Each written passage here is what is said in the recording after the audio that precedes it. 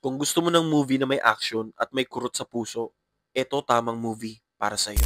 One flick, 1 minute, let's talk about Hotel Mumbai. Ito yung parang nanonood ka ng gulo sa totoong buhay.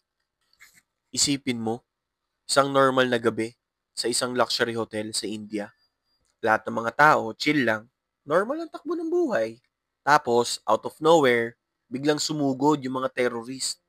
At doon nagsimula ang impyerno ng movie na to. Pero ano yung mas nakakabigla? Yung mga staff mismo ng hotel.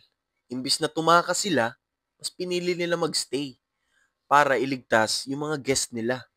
Grabe. May isang waiter pa nga doon, nakatsinelas lang. Tapang.